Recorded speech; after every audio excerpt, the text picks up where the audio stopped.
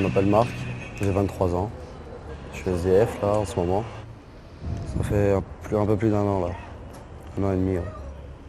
Parmi les adolescents qui partent de chez leurs parents, eh bien, il y a plus de filles. Les filles restent beaucoup moins longtemps que les garçons dans leur famille. Donc forcément, les NEET ont rompu avec leurs parents très souvent et les NEET ont une relation identitaire de rupture. Les NEET ont très souvent rompu les liens avec leur famille.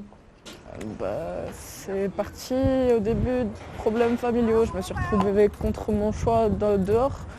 Mais finalement, je me sens plus libre dehors qu'autre chose. J'arrive mieux à vivre ma vie dehors, je me sens plus à l'aise. Je sais pas comment expliquer. Je suis mieux dehors, je préfère pouvoir vadrouiller. Demain, j'ai plus envie d'être à Toulon, je prends mes affaires, je prends mon sac, il est déjà sur mon dos, et j'ai plus qu'à prendre le premier train à partir. Ni chômage, ni RSA, ni rien. C'est une bulle tous les mois. Quand je fais la manche, les gens ils te ramènent à manger, ils te ramènent ce qu'il te faut, quoi. Bon, on manque jamais de nourriture, il y a toujours quelqu'un qui va passer. Tiens, j'ai fait 2-3 courses, mais voilà, j'ai ça en trop. Ou, tiens, j'ai pensé à toi, je te ramène un sandwich. Pour mon chat, j'ai plus de bouffe pour elle que pour les chiens, limite. T'as des croquettes, de la pâtée tous les jours. On ne peut pas mourir de faim en France, c'est pas possible. Il y a trop d'associations qui sont là pour t'aider. Même les gens eux-mêmes, ils sont là pour t'aider quand même. Je voudrais me prendre un petit camion, passer mon permis, trouver un petit travail pour pouvoir me financer tout ça, et faire un peu de route, bouger de ville en ville, rencontrer des gens.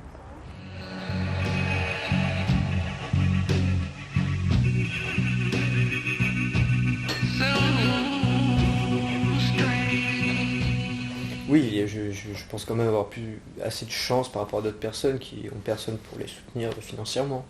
Voilà, moi il y a des gens derrière qui m'aident, des gens, mon père qui m'aide financièrement. Et voilà, c'est déjà bien, c'est bon à prendre, quoi. Voilà. Après, est-ce que j'aurais aimé moins d'aide financière et plus d'aide morale, tu vois, je sais pas. Ouais, certainement, tu vois. Mais bon. Je suis étudiant en ce moment, je travaille un peu à côté aussi. Je prépare un diplôme de technique de commercialisation à l'université de la Garde, à côté. Bon, voilà, mais le problème c'est que je sais pas ce que je veux faire, tu vois, donc du coup, je navigue un peu. Donc je sais pas, après moi j'aime beaucoup la musique, tu vois, je fais de la guitare, j'aimerais bien monter un groupe avec des amis. Il y a un moment t'as envie de prendre ton envol en quelque sorte. Un truc qui me fait vraiment envie, tu vois, c'est partir à Berlin. J'aimerais bien partir à Berlin.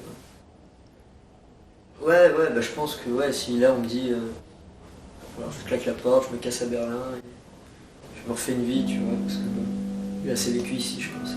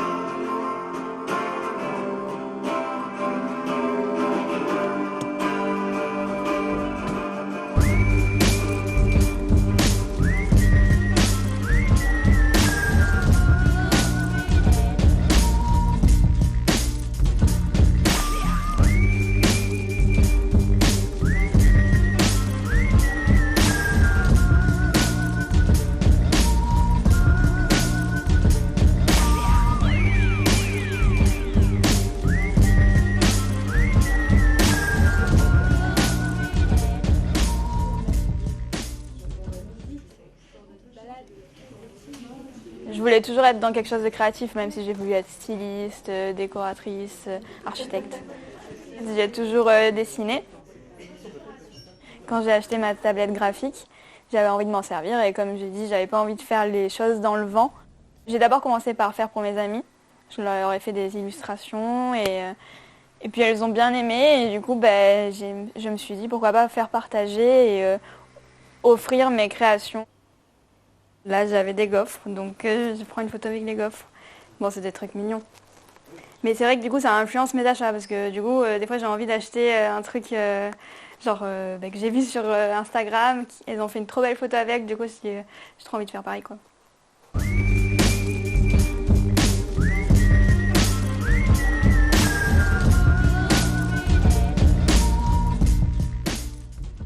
J'ai commencé parce que j'ai fait un stage à Paris, chez une agence de relations presse. Et en fait, elle travaillait beaucoup avec les blogueuses. Il y avait des blogueuses dans l'agence. Vu que je dessine, je peux faire un produit qu'elle mettrait elle aussi en avant sur leur blog. Je voulais être salariée et au final, je me rends compte que peut-être ce qui est plus fait pour moi, c'est d'être indépendante et autonome, enfin freelance.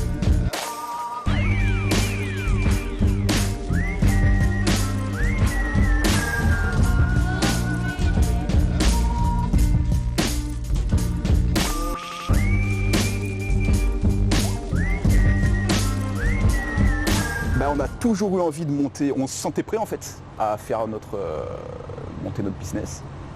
Donc on a eu l'opportunité de prendre ce local. Alors on est revenu, on l'a pris et on s'est lancé. Nous on a travaillé 3 ans à Melbourne, on a fait plusieurs restaurants dans la zone. Tu passes de là, tu reviens à La Valette, c'est le choc thermique quoi.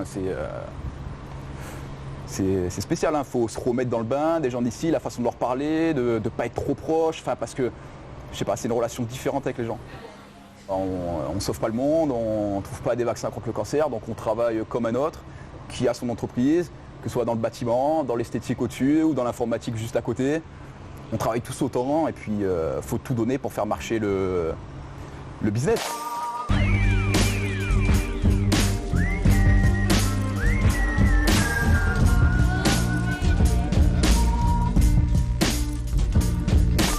Quand on ouvre son commerce, on va dire que 50% des premières factures, c'est l'État. Il n'y a aucun allègement de charges, sachant que quand on a ouvert, donc ça va faire bientôt 1 an, on avait tous les deux moins de 25 ans. Aucune charge sur le RSI, sur tout ce qui est des trucs comme ça, rien du tout. À rien. Au départ, je me suis intégrée à un autre métier, mais ça ne me convenait pas trop. Enfin, c'est un peu rapport avec ce que je fais aujourd'hui. Et avec le recul, je pense que si j'avais su comment ça allait se passer, comment c'était un peu l'entrepreneuriat en France et tout, je pense qu'on n'aurait pas... C'est une super belle aventure, ça nous plaît, on est super contents et tout, mais on l'aurait peut-être pas fait parce que au lieu de t'aider, ça te met plus des bâtons dans les roues et je pense qu'il y a beaucoup de personnes qui aimeraient entreprendre en France mais qui ne peuvent pas.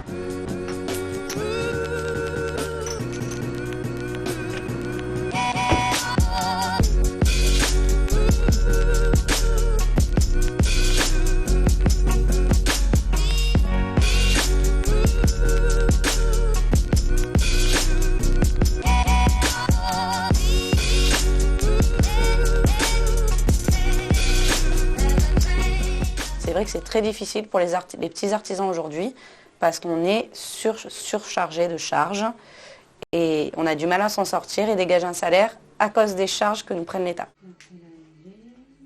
On est dans une société du risque croissant, on est dans une société où l'entreprise est devenue une valeur centrale.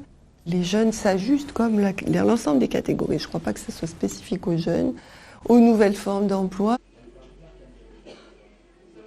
Du jour au lendemain, j'ai quitté mon emploi et je me suis lancée à mon compte. Une main devant, une main derrière et c'est parti.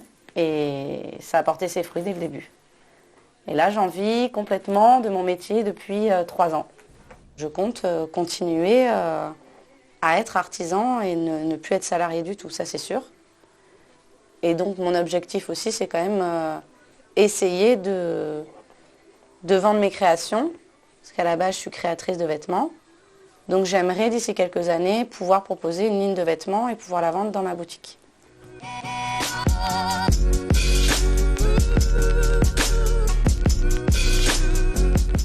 Dans la région, la couture, c'est pas forcément très demandé. Mais moi, j'ai pris le pari de travailler dans ma région, parce que je ne voulais pas monter et travailler. J'ai fait 2 stages sur Paris et j'ai trouvé la vie très difficile à Paris. Et la preuve, c'est qu'on peut très bien y arriver dans sa région, puisque moi, j'y suis arrivée.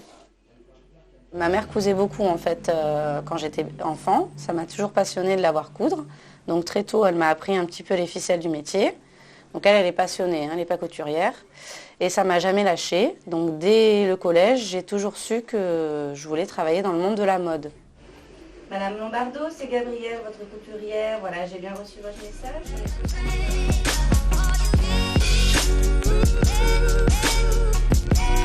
savez, on a un stage en 4e, donc oui, on a 13 ans. Et moi, je l'ai fait justement chez un avocat où je me suis dit, c'est le moment de voir si entre guillemets ça te plaît ou pas. Et j'ai eu la chance d'être dans un cabinet pénaliste. Et on m'a amené au tribunal. Et je pense qu'à 13 ans, de voir tous ces gens en robe qui parlent, vraiment, je me suis dit, voilà, c'est ça et pas autre chose. Je suis d'une famille où on fait des études. Pour dire, c'est très élitiste ce que je veux dire, mais celui qui a le moins fait d'études dans ma famille, il a bac plus 5, ce qui est déjà pas mal. Je suis une famille où on pousse aux études parce qu'on fait des études. C'est une profession libérale, donc officiellement, je suis tenue à aucun horaire. Si j'ai envie de prendre là mon après-midi pour aller à la plage ou pour aller me détendre avec mes amis, ça m'appartient. Si après j'ai envie de travailler toute la nuit, c'est mon histoire. Après, bien sûr que dans la réalité, les choses sont différentes et que, en effet, je m'astreins à un rythme de travail assez soutenu. Quelle que soit la cause, je pense qu'elle est défendable et elle doit être défendue, qu'on y adhère, qu'on n'y adhère pas, même que celle-ci nous file du urticaire. Voilà, il y a des droits en France qui sont faits pour être respectés, donc je pense que tout homme a droit, ou toute cause a droit à une défense. Dans le 5 ans, soit je serai associée d'une structure, soit je volerai de mes propres ailes. Et j'espère qu'à ce jour-là, je serai maman parce que je n'ai pas qu'une vie d'avocate. Il n'y a pas que la profession, il y a également ma vie privée. J'ose espérer que d'ici là, je serai parent parce que c'est un vrai désir.